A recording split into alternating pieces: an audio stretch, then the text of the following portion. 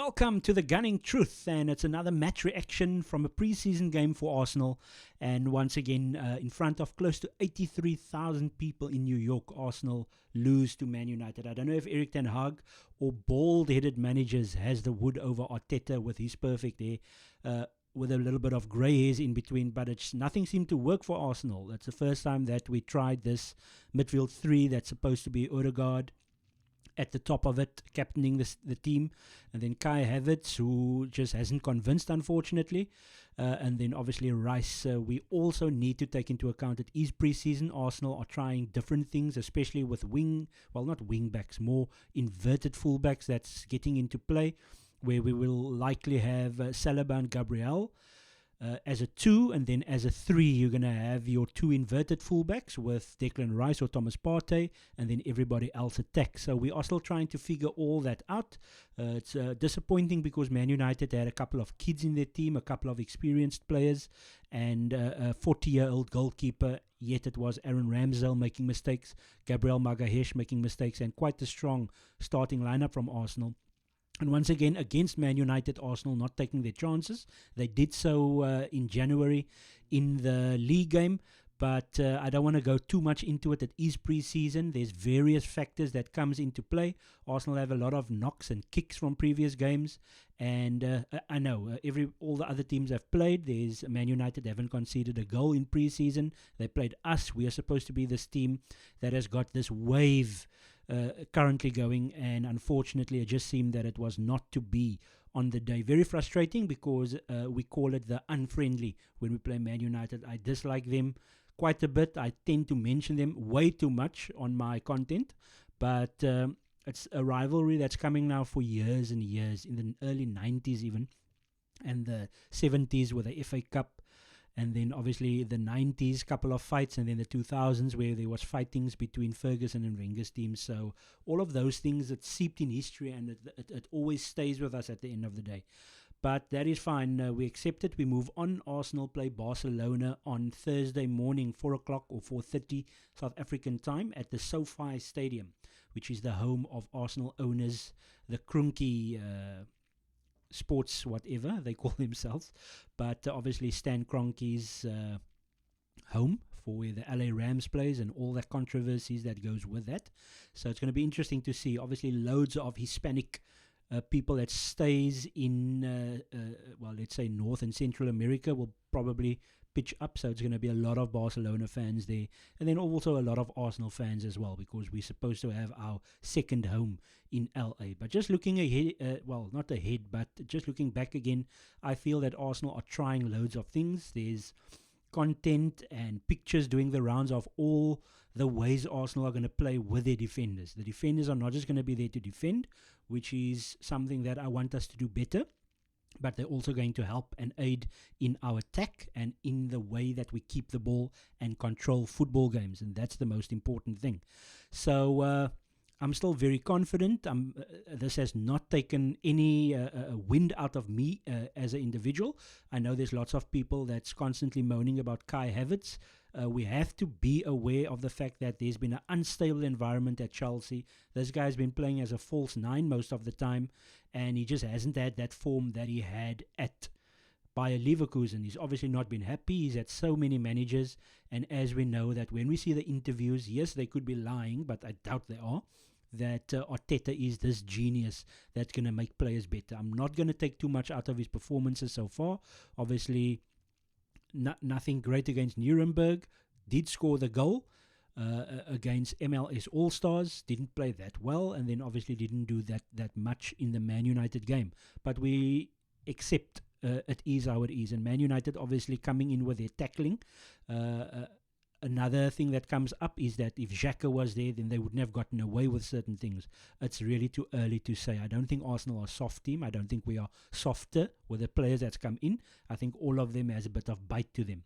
So over-analyzing a particular game in pre-season, I think that's a bit too much. I'm not going to talk too much when it comes to pre-season results. When we win, when we beat MLS, I made a joke at the beginning where I said we beat the mighty MLS All-Stars, but we know this is pre-season. Arsenal are doing things differently to last time out, and obviously last time out, or last year, this time we just come off a very big win over Chelsea, and things were looking very positive. Jesus, Zinchenko, I think Zinchenko was signed round about now, and Jesus played, and everybody else looked good, and Ketia even looked good.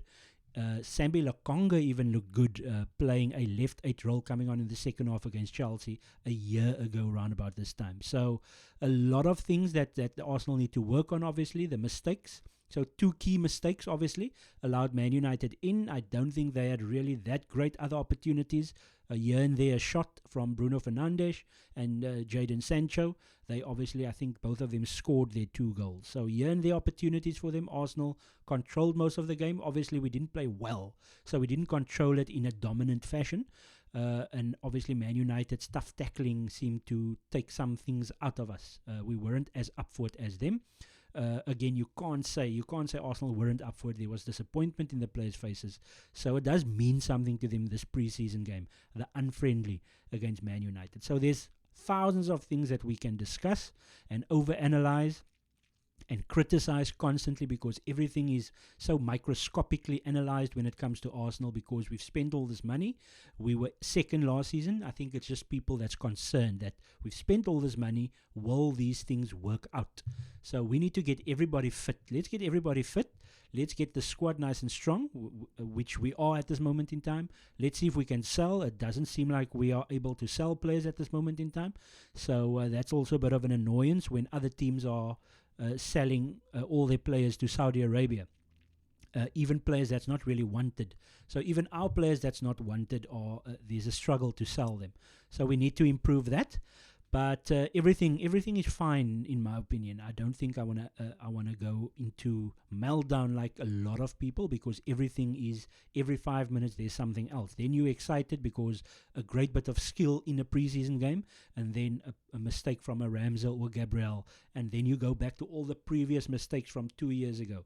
So that's not the way to go. We need to start putting the blinkers on and start thinking that it's another little process. The process is basically coming towards where we need to start winning football games, but that is in the season. So when it's Nottingham Forest, to a large extent also the Man City game, we obviously need to, let me backtrack to the Emirates Cup game. So we've got Barcelona, where I still think we can tinker with things, and then next Wednesday evening we've got Monaco at the Emirates. So it's obviously going to be an amazing event that evening. Evening game at the Emirates under the lights against Monaco, and Declan Rice first game at the Emirates Stadium.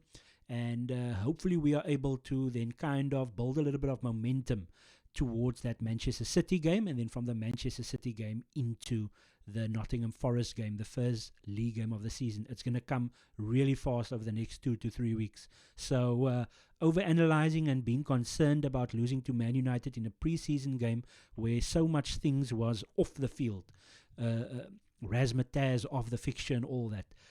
And remember, we are training hard behind the scenes as well, getting ready for the upcoming season.